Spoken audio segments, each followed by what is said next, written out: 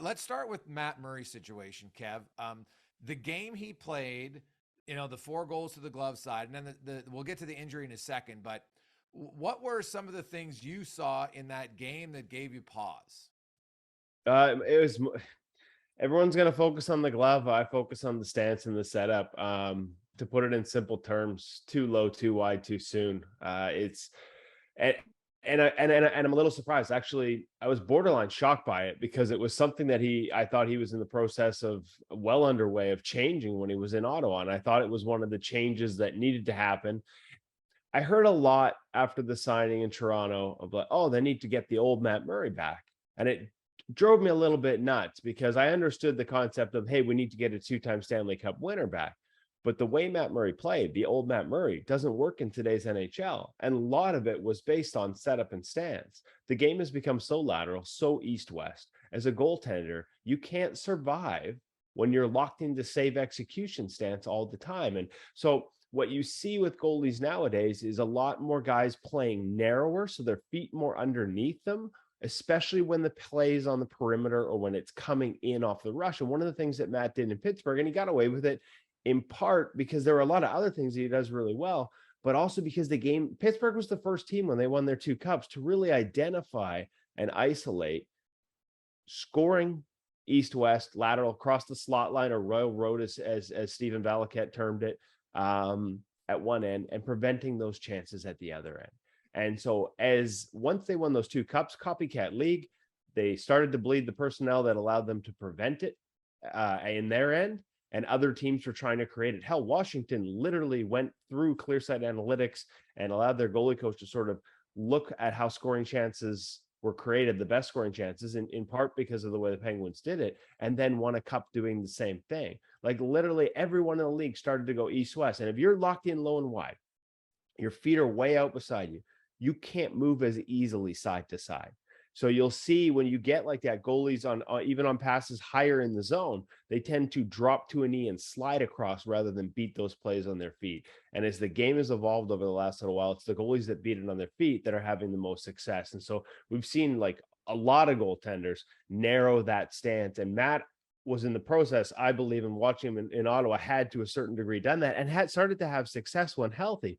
So I was shocked to see him so wide and low in his stance. And of course, that's going to fuel problems with your hands.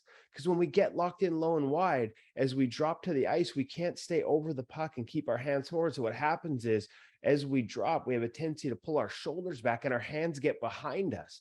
We can't sort of keep them out in front. And so they sort of disappear on us a little bit. And so that was the biggest shock to me. It wasn't where the puck went in.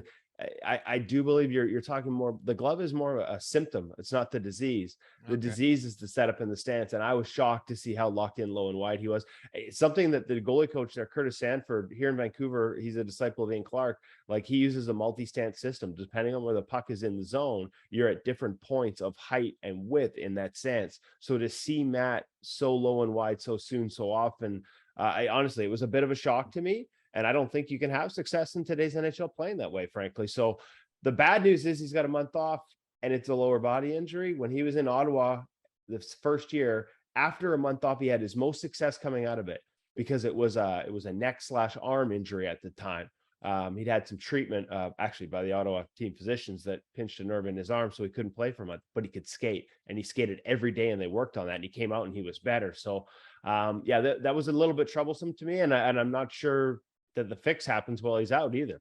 So that's what I was going to lead to. The abductor is probably one of the worst injuries for a goalie because it's lower body, and you're not going to be able to train very much. How do you expect him to be out longer than maybe what you expect, just because the importance of the abductor for goaltenders? I don't know the degree of it. That could be an injury. You don't know the degree of it, right, Jason? So I just sort of got, as much as we don't like to trust teams because they tend to fib when it comes to, I got one of the best at it here in Vancouver. I don't think we've ever had a team that have a maintenance day turned into a month off more than the Vancouver Canucks. But hey, if they say it's a month, I think depending on the degree of the injury, it's more than enough time to come back. My fear is that what I saw in his game required a lot of work on his skating and movement. And who knows? Hey, listen, like he's trying to make a change.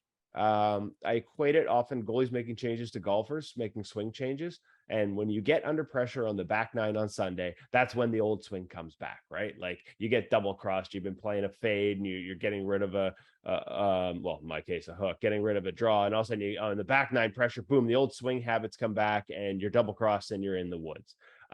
Under pressure, home opener, leave, so all that. Maybe old habits just overrode all the changes he was trying to make. It's possible, seen it happen. But I'm really curious to see what Matt Murray looks like coming out of this break. Because if it's more of the same, again, forget about the glove. It's everything underneath that sets him up for failure on high shots. And if it's more of the same coming out of the break, then I'm a guy that was big on that signing because I knew that the process had already started in terms of the changes, or at least I believe they had in Ottawa. If they've reversed that and gone back to truly the old Matt Murray, I'd be worried about what this looks like for the Toronto Maple Leafs moving forward, because I really do believe you can't play the game that way anymore. Yeah, that's exactly what I was just going to ask you. If you were the Maple Leafs in this spot right now, you have 4 weeks to sort of figure out where this goes from here. And assuming he is, does get back to completely healthy, which that's also been a huge part of his story and struggle. It seemed like every time he was sort of starting to piece it together and figure it out, boom, he's down with an injury again. What would you be thinking or feeling right now in terms of a level of concern for whenever Matt Murray does get back? Are you confident that he's going to be able to perform up to the level that you need him to?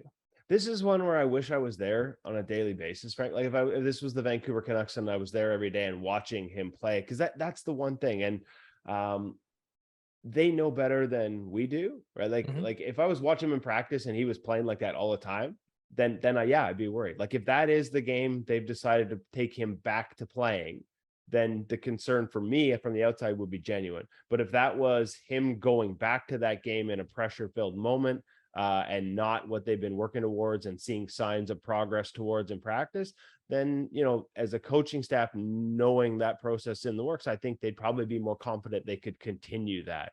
And just having not been at practice every day, not being a team I follow, I haven't seen those drills that he does with Curtis Sanford. Like, listen, they got a really good goalie coach in Curtis Sanford.